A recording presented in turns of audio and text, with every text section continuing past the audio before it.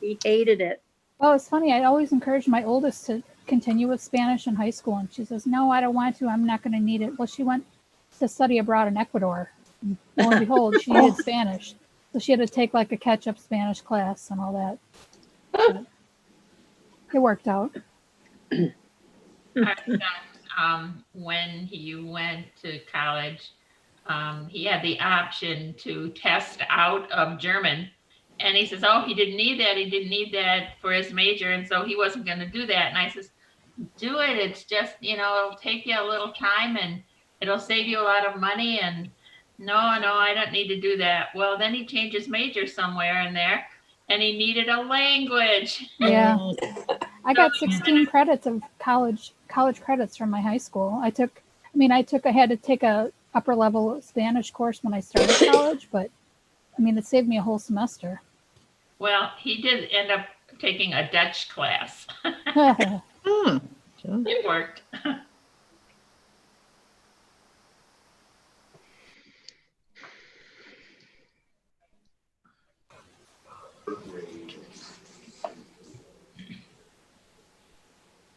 So Wendy, real quick before we get started, I'm going to be sending you an email in the next couple of days. We're trying to think of ways that we can do outreach to the schools virtually. Okay. And so Maria, the children's librarian, came up with a whole list of things that she thought great. might be something people would be interested in. And we're looking for somebody to look it over and be like, yeah, that would be good. No, that would not be good. So I thought that I'd be happy to. either you could do it, or if you know somebody else, or pass it along. It doesn't have to just be you. Sure. She kind of came up with a menu of things that we could possibly do. And that'll be great. That's great. Times have changed, hey, Jill? Good idea. Say, Jill, yes. did you put those things in the wrong mailbox, or did you just forget me? I thought I put them in the right mailbox. 10011. When did you do that? Tuesday afternoon. I don't have them. Huh. That is okay. I will contact We Energies. The reason I found out about them is because she said, these are going to expire. Would you like me to reissue them? She'd actually mailed them to our wrong address. Oh. So I will reach out to her and ask her to reissue them. We'll try this again. Okay. Yeah, there weren't. You're coming on McGraw, right? Yeah. I went out and got the mail, and there was some mail there, but there was nothing from you. And Rudy's been watching for it as well. Huh. So I don't know.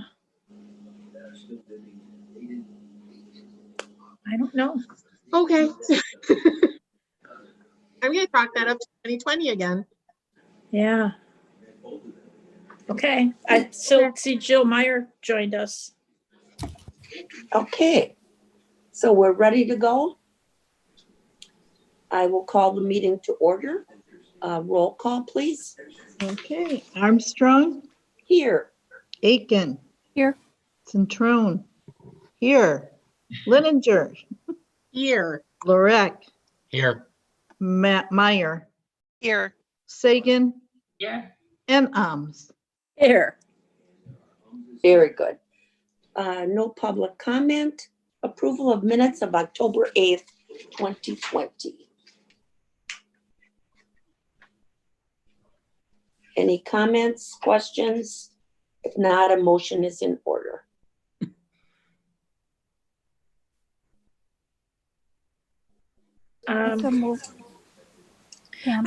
I'll second that move, but my minutes do say the board minutes of May 9th. Yes, I fixed that.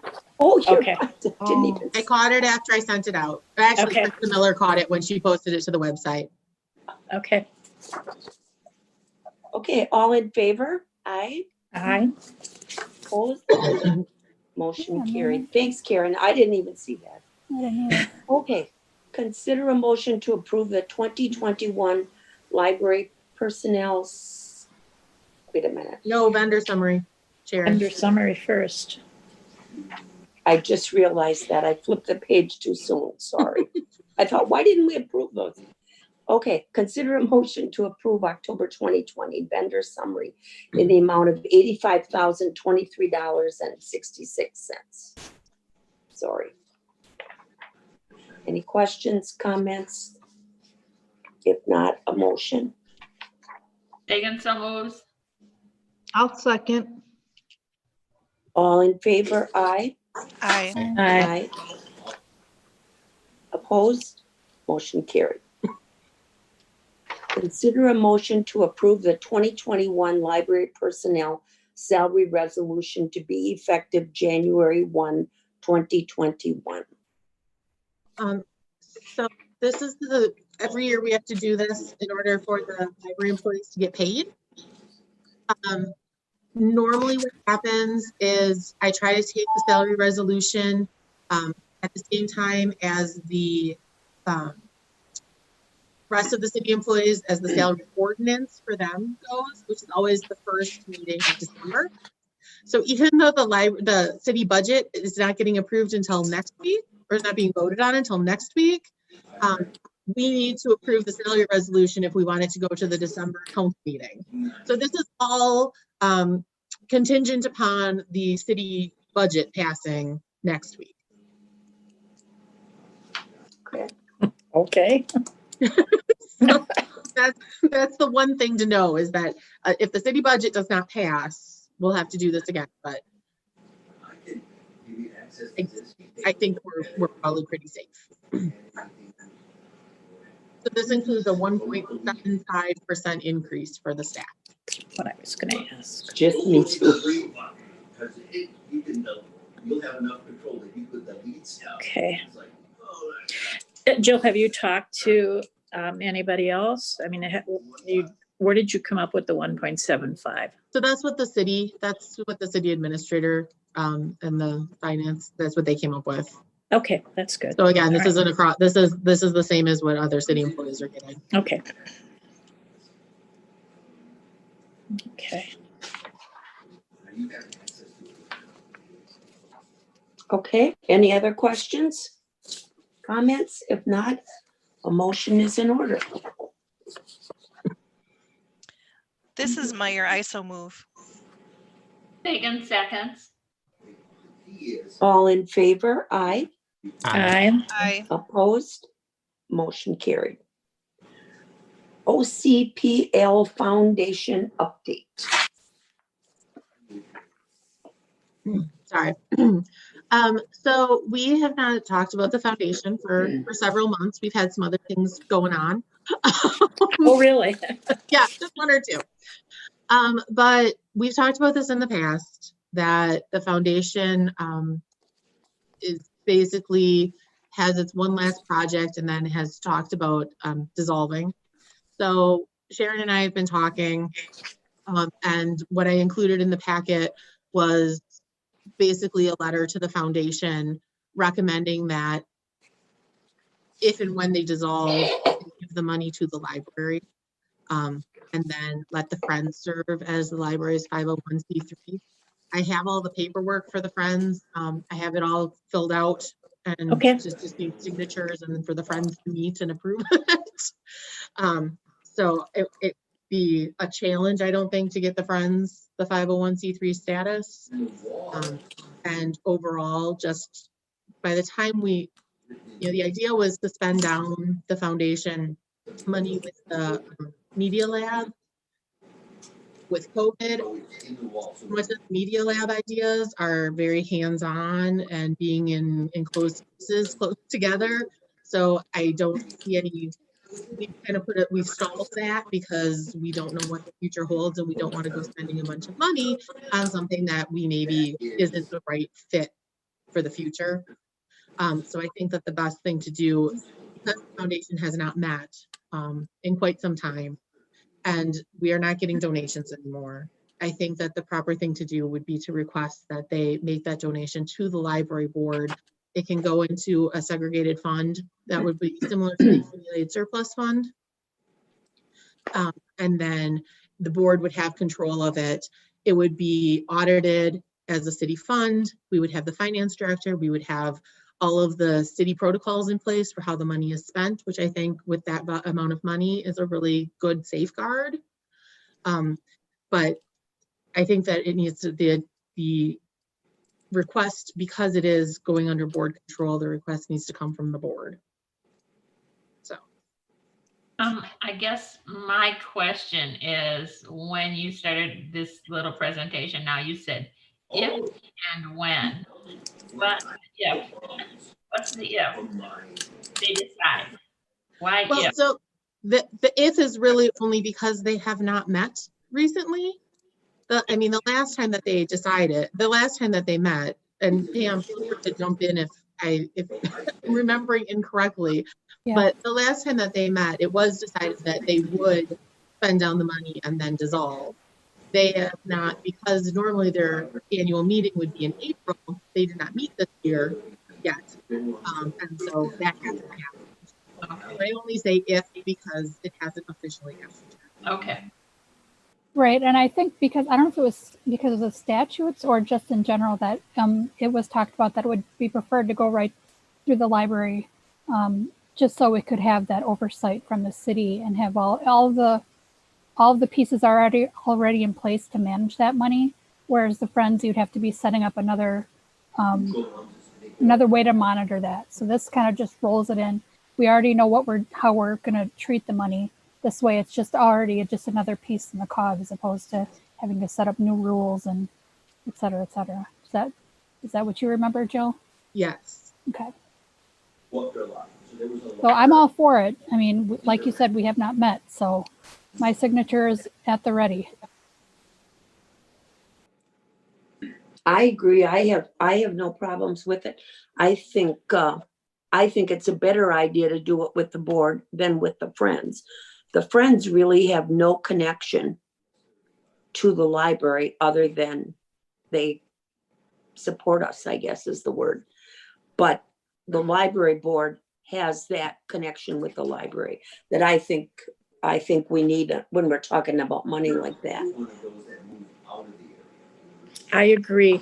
I don't want to have to worry about it. No, I also agree. A better flow between the board and the library as opposed to the Friends and and then there's so many other people that are involved and Exactly. not that they wouldn't, not that the Friends wouldn't be supportive. It just seems to be a cleaner way of handling it. Right. Anybody else have any comments?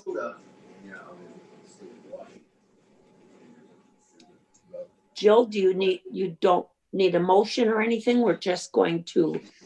So, no, I don't think we need a motion. The one thing that I think would be useful is, again, I can touch base with each of you to collect signatures. Because with virtual, what might be helpful is if you just all want to send me a picture of your signature, I can insert them in the letter digitally, and then we can send it off to the foundation members and from there. One of the things that might be helpful is, and it's up to you, but we already have a policy of how we spend the accumulated surplus money. And I feel like that we should have a policy of how we would spend this money, of how the board would spend this money too. And I think it can be very similar to the accumulated surplus, which is basically that we don't use it for annual operating costs. Definitely, Agreed. definitely. So if you want, we can wait until next month's meeting and have a formal policy that the board would approve. Otherwise, the letter already includes that we would write a policy, and so we could include the accumulated surplus policy and say, it would be very similar to this. Either option. But no, That's I good. don't I mean, think we need a motion. If it's something that takes a lot of work and a lot of your time, you might want to wait until we get the approval, unless you're that confident that they're all going to agree with this. I'm pretty confident that they're going to Okay. agree to agree with it. Yeah, based on the conversations that we had at the last time we actually met, people really seem to be on board that this isn't really the foundation isn't furthering anything as far as the library goes. It's just holding money at this point. Good. Then I'm fine with it. Yeah, I am too. But I think it is important that we see signatures on there. I agree. Agree. All right, so So- in the next, couple of days, and again, if you're not comfortable with that and you would prefer, I would be happy to have a porch visit and come and get your Well- signature. Just if individually you want to let me know how you want to make that work. Okay. Sounds good. All right. Discussion of OCPL pandemic plans. So still in this. We have, as I'm sure you've all seen, the numbers in Oak Creek continue to climb. They are much higher than they were even back, when we started doing reduced service levels. So we have been opening up our service levels for the last several months. And basically the staff and I are looking for the board's input on dialing those service levels back. What we're looking at right now, and I sent you 3 different documents. So the first document is just kind of for your information. So we don't really, unless you have any questions, it's basically, we wrote down the instructions for what's going to happen if we have to quarantine or isolate staff. Thankfully, we have not had to do that yet. So knock on wood, everybody continues to stay healthy and we're good to go. The next document is the service levels. And so this is a document that I actually created back in March and I updated for this meeting, and I tied it to the burden rate, which honestly, I don't know that any of us knew what that meant back in March. So I included what the burden rate means at the health department, and then I included what kind of things that we would do at each of those levels. So basically where we're at now is at critical, which is basically our recommendation is to close the library to browsing only. So close the study rooms, take the tables away, take the chairs away from the tables and make it so that you can come into the building, you can grab your holds, you can look for books yourself, and then you go on your merry way. We think it's important that people still be able to get the library materials, but we do think that it's, we're seeing a big uptick. And when I say a big uptick, I'm talking 15 to 20 people a day that are coming to the library as a space. And I know that that's what our building was built for. And that's what in normal times, what we would like to do. But right now, it's not safe for patrons or staff to be hanging out in the building for 3-4 hours at a time. So we're trying to discourage that. We have also, as part of that, so that's our recommendation, and our recommendation is to start that next Wednesday so that we can give people time so that we can promote it and let everyone know that as of Wednesday this is happening. One of the things that we've done in anticipation of that is we've really amped up what we are offering curbside. So we are trying really hard to make it as easy as possible for people to use curbside. We did an email blast, which you all probably received about 2 weeks ago. We've been putting bookmarks in any hold item that gets picked up in the building. We make sure every time we interact with a patron, we encourage them to use curbside the next time. We are going to, again, as of next week, any of the non-library materials, so our craft kits, our programming kits, our take and make programs, we're only going to allow those to be picked up via curbside because it requires staff intervention in order to retrieve those materials. They don't sit on our open shelf, they're too big. So we're going, anything that requires staff intervention, we're going to move to curbside. We're going to suspend staff assistance with helping with copiers or computers, and instead say to patrons, you know, if you need a copy made, if you need a print made, we can do that for you from a distance. So that you can stand over here. If you can't make the copier work yourself, give me the pieces of paper. I will go copy them for you, because that gives the staff member the ability to then, after they've touched the paper, they can go back, they can wash their hands. They're not in close proximity with the patron. So we've given that a lot of thought. I did talk with the city administration today. We were pretty much on the same page of trying this browsing and seeing if it works. And if it doesn't work, then doing another consideration of just going to curbside. One other thing that I want to just, today, my email has been pretty full of the other libraries in Mixless, the other library directors talking back and forth. Franklin is reducing services as of next week. MPL is considering going to curbside only. St. Francis is considering going to curbside only, as is Brown Deer, and the other libraries are still making decisions. All of the North Shore libraries have already gone to this service model of browsing only and have had varying levels of success. So I just gave you a lot of information. So now I'm opening up the actions. I would, I mean, I agree. I would support rolling things back for the library. I mean, I would even go as far as to say, be proactive and maybe even go to curbside right away. I mean, especially if you're using burden rate, Oak Creek is, if not the highest, it's second in the county for burden rate and for cases. And I mean, you want to be proactive and safer than not, I guess. So, but again, you're in the library every day. I don't know protocol and safety, what you can do. So, I mean, I'll go off of your recommendation, but I'd even support going back to curbside only until the burden rate starts coming down or cases start dropping in Oak Creek. And I would agree. You'd want to err on the side of caution. I also agree with that. Yeah, I agree. I do too. Why wait until it happens? So- No, it's inevitable, obviously, because the numbers keep going up. Just do it now. Yes. Yes, I see.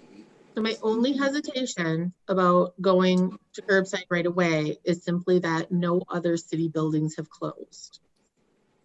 That would be my only hesitation. However, again, as the board, you can make that decision without, it can be the building that closes. Well, and I guess speaking for the city side, I don't know if anybody attends or listens to meetings. As of now, I don't anticipate there being any appetite by the council to shut down buildings in the city. So I can speak this as a member of the library board, but coming from the city side, I don't see consensus on the council that we should even do anything, unfortunately. So Really? And you know, we drove through there yesterday and I was just, I guess, not shocked. But as things are going, those parking lots were full. There were people eating at restaurants. The library parking lot was full. Up and down the streets, it was full. It doesn't look like anything was happening except usual business. And that disappointed me. and I mean, I realize the meetings are public and they're out there, the recordings are out there, but Darcy came to the meeting and brought up the cases and a possible recommendation of rolling things back to a different phase, to phase B, but as recommendations only. And there was truly, other than myself, there was zero interest in moving backwards. Wow. Yeah. That's amazing. Wow. Does any other city building, I don't know how to say this, but I know what I want to ask. My thought is that we have more people in and out of our building on a daily basis than most other city buildings. Am I correct in assuming that or not? I would say so. I went back and looked at our gate counts over the last, well, since October 1st. In October, we had 6,900 people come through the building. In a normal time, we would have about 20,000. So the number is way down. But on average, I'd say we get between 215 and 220 people a day coming in. And I'm going to argue that probably we're not getting that at any other city building. And I mean, I'll obviously, if you feel that you can safely with masking and social distancing, stick to browsing only. I mean, I would support that. If you don't feel that that can be accomplished safely with the number of visitors you have, even if it is browsing only, I would recommend or push to go back to curbside pickup. I mean, it was a success when we went to it originally. I feel that people were happy with it overall. And like I said, in the last 6 months, that's one of the things that the staff has really stepped up and come up with ways that we can provide those services remotely.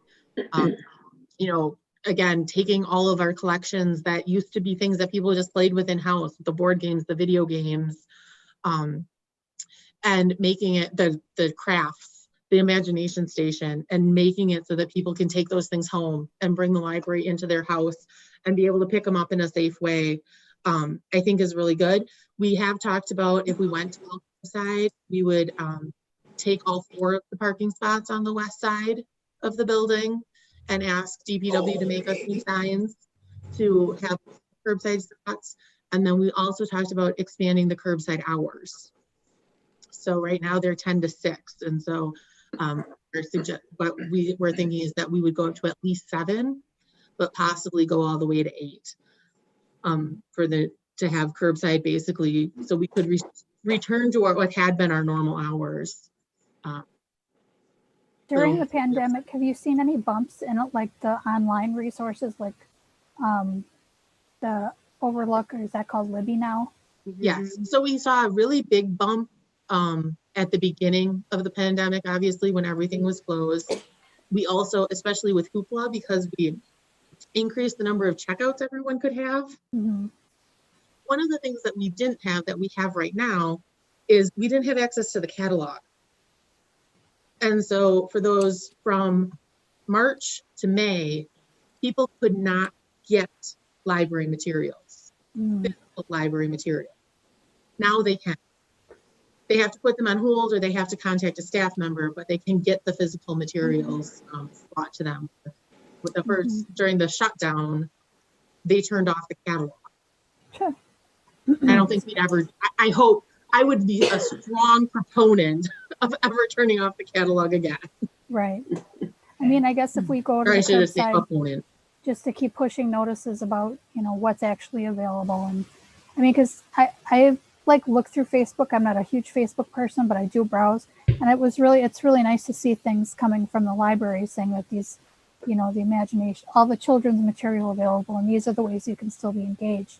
And I personally have been using Libby quite a bit. And it's a lot more user-friendly than Overdrive was, in my opinion. So I agree I with you completely. Yeah, it's just something else you can do. Just, I mean, if we have to concentrate on keeping people safe, it doesn't mean we can't offer them anything. We have to keep reminding people of that, I guess.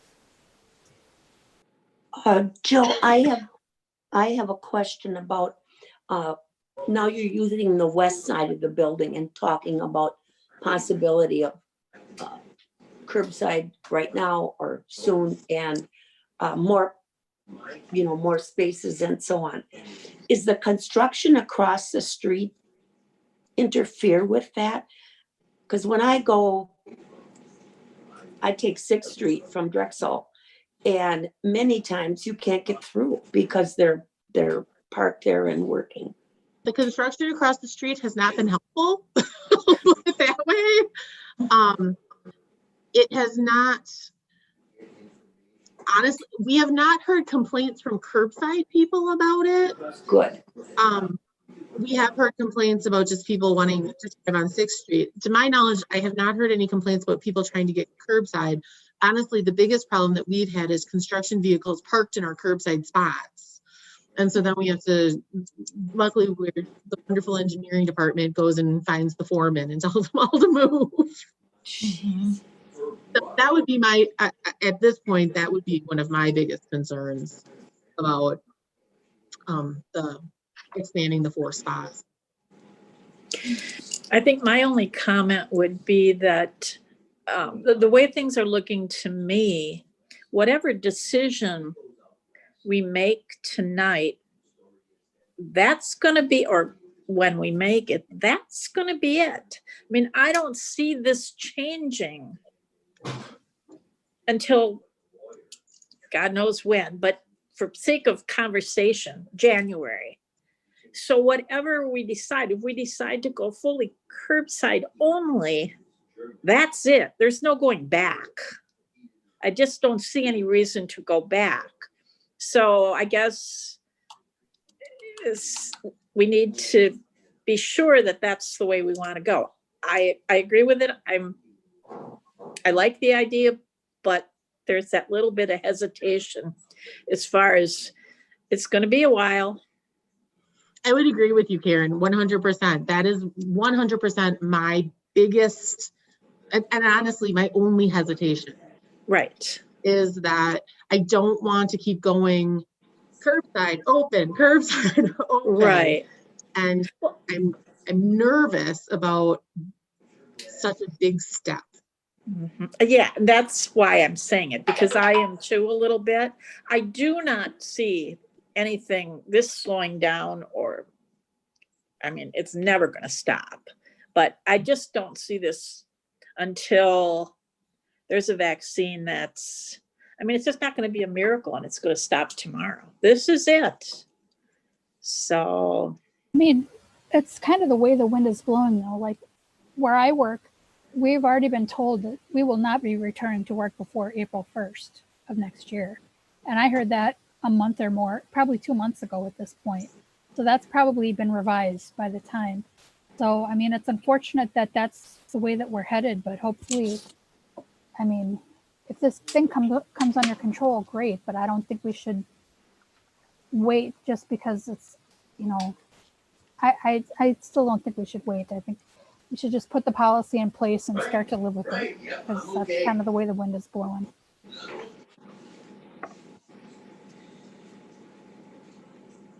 Exactly. The thing that makes me think that we should just go ahead and do the curbside only is 6,900 people in the building in October. That's a big number. I know, I realize it's, you know, way low compared to what it used to be, but I still think that's an extremely big number to try and keep the staff safe. I know we haven't really talked about that, but that's certainly, I know, a concern that we all have as well. So I guess, Jill, what are you thinking? Are you thinking maybe wait till the next board meeting, or a couple weeks, or wait till the first person gets sick? Well, I hope that doesn't ever happen. Well, you know. But I guess what I was kind of thinking is to dial it back, try it with the dial back for a week or two, and see if people start making positive changes. You know, the fact is that right now my staff spends an exorbitant amount of time walking around the building, policing mask wearing. And so that's one of the reasons that we decided as a staff that if we don't allow gathering, that hopefully that will spell that.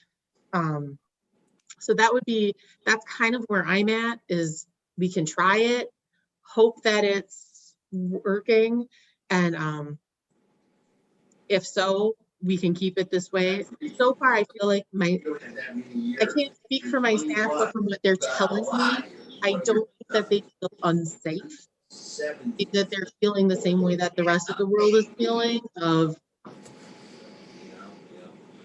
is this going to, am I putting myself in danger Okay, by I being will out? open that up and you. But I don't think that I haven't heard that they feel unsafe that they have to come. Does that make sense? Yes.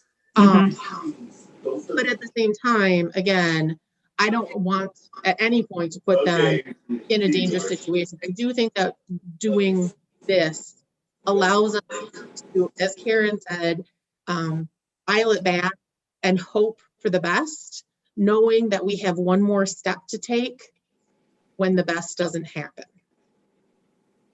Does that make sense? So I'm thinking like Yes, it Thanksgiving does. would be where we would, when we come back from Thanksgiving, if things haven't changed, if everything is the way it's continuing, it goes to curbside after Thanksgiving. I'll be right back.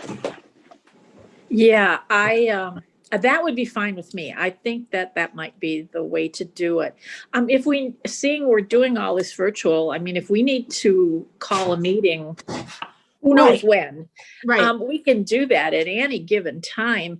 And that's just, that at this point, we're all going to agree. It just, in order to make it legal, Work. if we have to, if we have to meet, that's fine.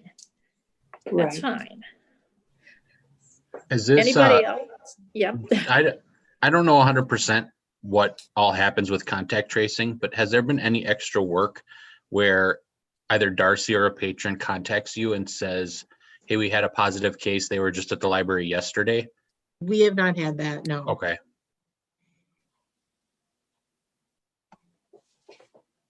The one example I can give, and this happened shortly after we opened, a staff member was assisting someone emailing a document, and it turned out that the document we were emailing was the individual's positive COVID test results. Oh, geez. So, but that hasn't happened since. So. Was it old? I hope it wasn't like the day before. Yeah. And they came into the library? They were masked and everything, so. But they shouldn't be out and about Mhm. regardless. And Greg, why do you think we're in the situation we're in? It's amazing. I think it's something definitely to be done to keep the word out that even if it's bad and if it's shut down for now, we're reviewing it constantly. Like we send out notices saying that this is the burden rate, doesn't meet it, et cetera, et cetera. Because I know, I'm struggling with my dad he still goes to bars once a week, twice a week, and it makes me crazy. He's an old man, and I'm like, why don't you just postpone this stuff? If you just say it's postponed, closed for now, we'll reevaluate. So, I mean, if we're continuously reevaluating and not just, which we are, but just telling people that we're monitoring the situation, we're doing the best we can, which I'm sure that we do. But I mean, some people just get real bent out of shape when it's a fluid situation. You have to keep looking at it, so just to keep people aware that we're continuing to look at it, The other thing that I would say is that if the other suburban libraries were to decide to go curbside, I would recommend that we follow suit basically immediately, because if we're the building that's open, that's where they're going to come. Yeah. Oh, I agree with that 100%. Yes.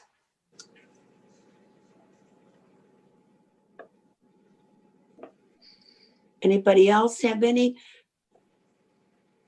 to add or questions or whatever?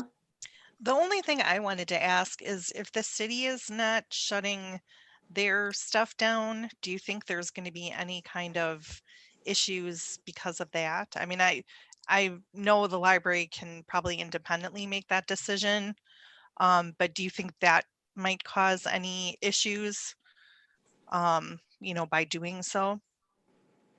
I truly don't think it'll cause any issues with current officials or with the current administration. I think it might cause some communication issues with the public. And again, we try really hard, even though we we are an independently governed body. We do try really hard to act as a city, to be a city department. But as Sharon said, that's again, the counterpoint is that we probably see 200 more people a day come into our doors than any other city building.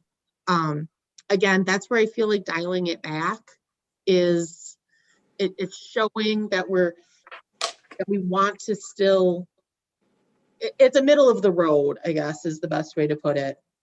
You know, we're dialing back our services in the hopes that we can stay open.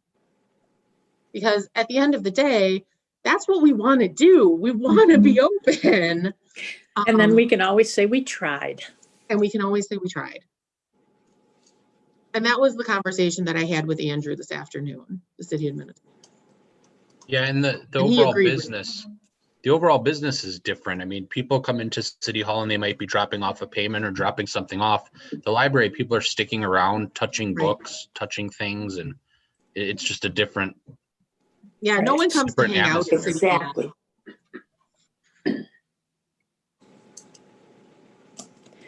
Well, I guess, Jill, we can throw it back at you. And if that's what you think, it's fine. You always have us in your hip pocket. Well, thank you.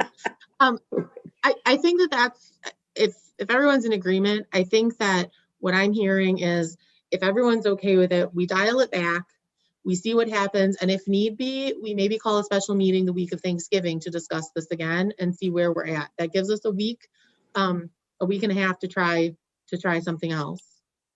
And as you said, Jill, if you hear that another library is closing, then we'll get on it right away. Okay.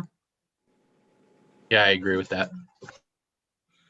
Well, I want to say that, you know, the staff and I are really grateful of all of your guys' support and your willingness to stick it out with us during this time. It's always great to know that we have you guys have our back. Well, we're sitting here, you know, at home, and you're the one who is facing all these people every day, and your staff too. And so we certainly need to be considerate for all of you. Right. Well, thank you. And I would want to say one more thing in that COVID-19 service levels. The other piece that's in there, which hopefully we will never have to get to, is the different ways that we could staff the building. So that would be the other reason that we would basically move to curbside immediately, is if, God forbid, people got sick. Right. Because the fact is that if somebody on our staff were to get sick, which I hope does not happen, most likely, just because of the nature of our business, a large majority of the staff would end up in quarantine. Right. I'm just amazed that that your staff is still all healthy and no one in their households. Yeah. I mean, that's the big thing. Yeah. It's not that they're more important, but No, that there right. are so many more people involved in this than just the Yeah, we've staff. been really lucky, and like I know that my staff is taking this really, really seriously. So Good. all right. Well, thank you. Thank you for And- giving me some direction. I appreciate it. And everyone does agree with this now, correct? Yes. Yes. Yes. Yep. Okay. Just wanted to make sure. Okay, Jill. Informational and discussion. So really, I just wanted to, there was only really one thing that I wanted to point out from the monthly staff report. And that is that this year, I am not going to be bringing forth to the board the holiday closings, because when they redid the personnel manual, which we approved, the holiday closings are actually listed in the personnel manual now. So we no longer have to approve them every year because they're listed. So the only thing that we'll need to approve is the Saturday after Easter, which we have typically been closed. But I figure that we can approve that in February or March, as opposed to having to approve it at the beginning of the year. So, Sure. but other than that, a lot of the staff report, honestly, I've already highlighted. We are currently at full staff. So the circulation department or the access services department is at full staff. Our last employee started last week. Ooh, So ah, yeah, we're Good. excited. That hasn't happened since March. So we're excited about that. And then I just pointed out in the staff report all of the different things that the staff are doing. You know, they've really been working really hard, as I said before, on this curbside form. So in addition to being able to pick up the things via County Cat that you can put on hold, the board games, the video games, puzzles, and then the children's department and now the adult department are doing, they're calling them book bundles, which basically, again, we're encouraging people, fill out this form, tell us the kinds of things that you'd like to read, and we'll put together a pack of up to 20 items that we think you might like. And if you don't like them, return them and we'll try again. So that's another thing that we're trying to do. So there are the two different forms that you can request different craft programs, which have been filling up within the day that we post them. Our craft programs have been full. So we're actually going to expand the number of people that can sign up. And then you can also do these book bundle requests. So those are the two really exciting things. Again, I think I know I put in the staff report that right now, to try to minimize the people in the building, all the full-timers are working 1 day a week from home. And then we're trying to do the same with our part-time librarians. And then we spread out our part-time, the rest of our part-time staff so that they work anywhere between 8 a.m. and 8 p.m. So sometimes they're working when the building is closed, again, to minimize the amount of staff interaction.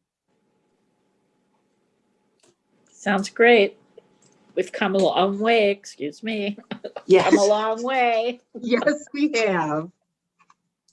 Yes, and thanks to you, Jill, and the staff this is a lot different than what we're used Yeah, to. I don't think any of us signed up for this one.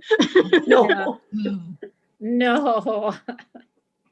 Stephanie falls under the other duties category. as assigned, yes. Okay, are we ready to adjourn? I guess. Also I'll move. move. I'll second Pam.